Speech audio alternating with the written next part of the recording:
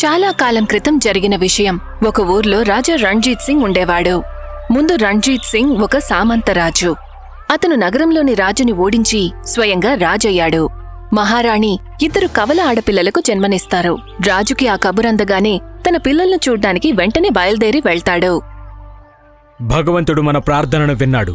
ఇవాళ ఎన్ని మొక్కులు తర్వాత సంతానాన్ని చూసుకునే భాగ్యం కలిగింది.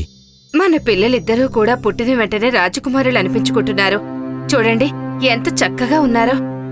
అవును, వీళ్ళిద్దరూ మన దేశంలో ఉన్నటువంటి తెల్ల దొరసానుల కంటే కూడా తెల్లగా ఉన్నారు. ఇప్పుడు నేను వీళ్ల నామకరణానికి ఏర్పాట్లు చేస్తాను.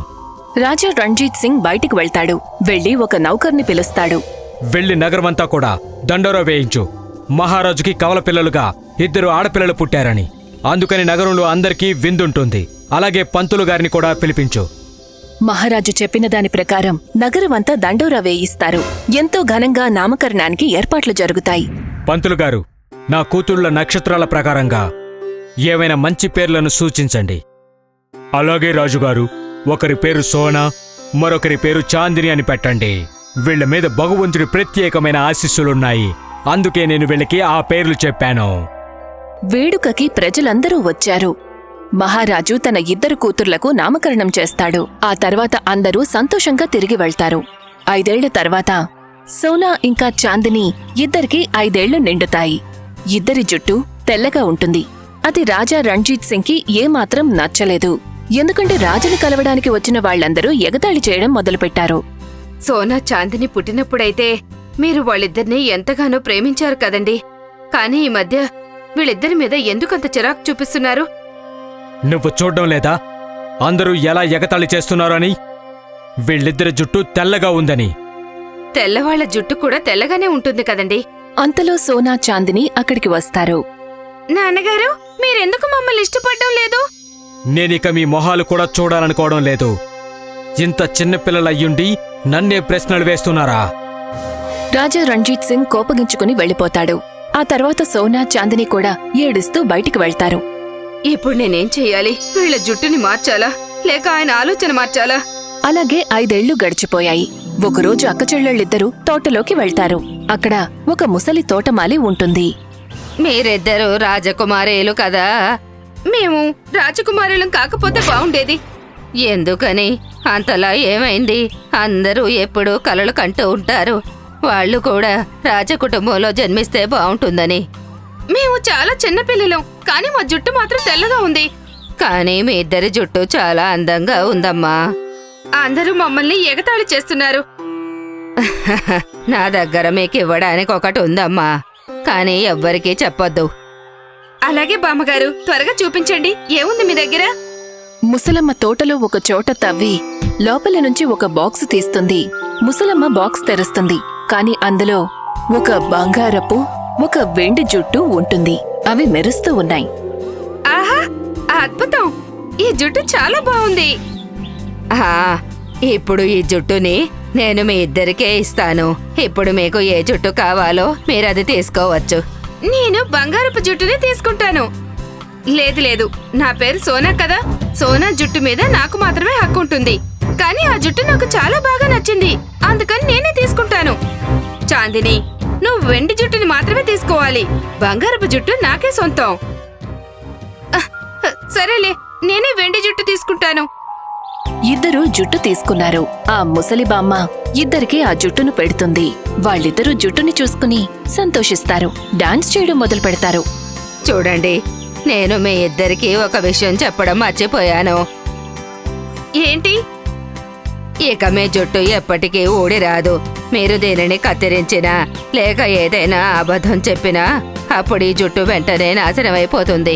ఏం పర్వాలేదు బామ్మ, మేమెప్పుడు అబద్ధం చెప్పంగా. ఇద్దరూ సంతోషంగా ఇంటికి తిరిగి వెళ్లారు. రాజా రణ్జీత్ అలాగే రాణి మాయా జుట్టుని చూసి చాలా సంతోషపడతారు. పంతులు గారు చాలా సరిగ్గా చెప్పారు. నేనే తప్పు చేశాను. నన్ను క్షమించండి పిల్లలు.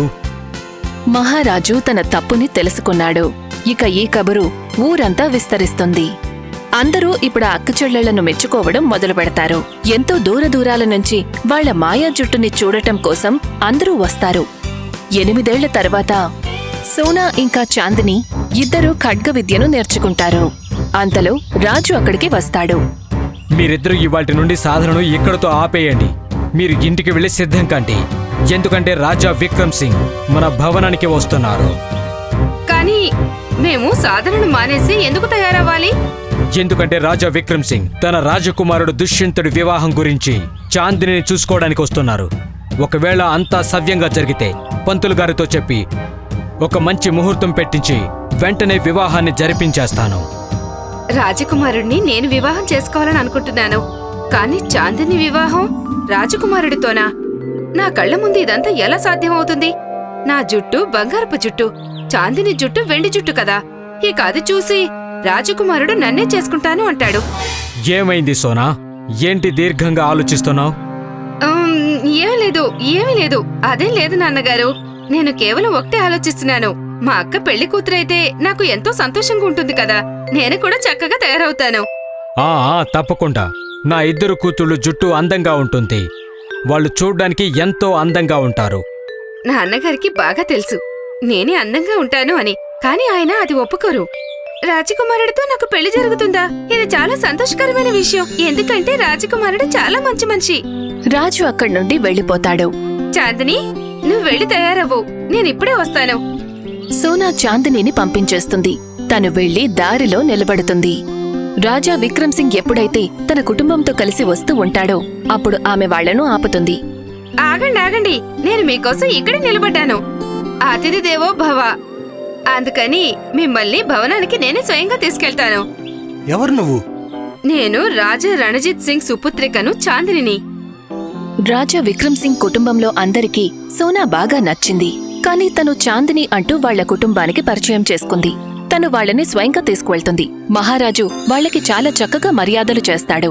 మీ అమ్మాయి చాందిని నిజంగా చాలా మంచిది, తెలివైనది. కానీ తనని మీరెక్కడ కలిశారు? దారిలో. తనకి బంగారు జుట్టు ఉంది కదా, తను మాకు స్వాగతం చెప్పడానికి వచ్చింది. చాలా సంస్కారవంతురాలు. బంగారు జుట్టా? రాజు ఇద్దరినీ పిలుస్తారు. కాని సోనా తల మీద జుట్టు మాయమైపోయి ఉంటుంది. కాని చాందిని జుట్టు మాత్రం మెరుస్తూ ఉంటుంది. సోనాని అందరూ ఆశ్చర్యంగా చూస్తారు. రాజా విక్రమ్ ఇంకా రణ్జీత్ ఉన్నపళంగా లేచి నిలబడతారు. సోనా పరిగెత్తుకుంటూ లోపలికి వెళ్తుంది. తనంతాను అద్దంలో చూసుకుంటుంది. చాందిని ఒకసారి ఆలోచిస్తుంది. తర్వాత తనకి ఆ ముసలిబామ 8 సంవత్సరాల క్రితం చెప్పిన మాటలు గుర్తొస్తాయి.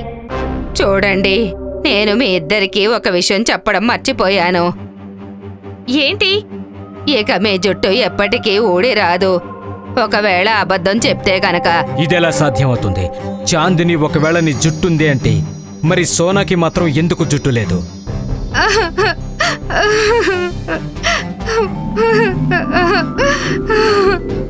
చాందిని ఆలోచిస్తుంది. ఆ తర్వాత తనకి 8 ఏళ్ల క్రితం ముసలమ్మ చెప్పిన మాటలు గుర్తుకు వస్తాయి. చూడండి, నేను మీ ఇద్దరికీ ఒక విషయం చెప్పడం మర్చిపోయాను. ఏంటి? ఇక మీ జుట్టు ఎప్పటికీ ఊడి రాదు. ఎవరైతే అబద్ధం చెప్తారో లేదా జుట్టుని కత్తిరిస్తారో అప్పుడు అది నాశనం అయిపోతుంది. ఆ ముసలిబామ్మ చెప్పింది మేము ఎప్పుడైనా అబద్ధం చెప్పామంటే మా జుట్టు మాయమైపోతుంది అని. నా వల్ల తప్పు జరిగింది. నేను నా అక్కని చూసి కుళ్ళుకుని అబద్ధం చెప్పాను. నేను రాజకుమారుని పెళ్లి చేసుకోవాలనుకున్నాను. నన్ను క్షమించండి.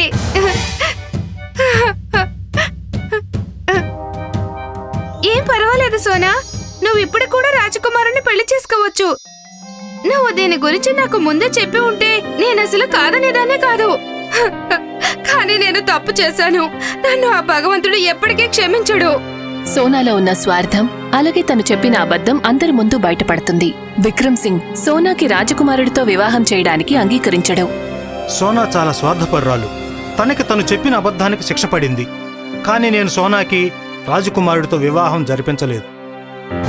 సోనా గుండె పగిలేలా ఏడుస్తుంది.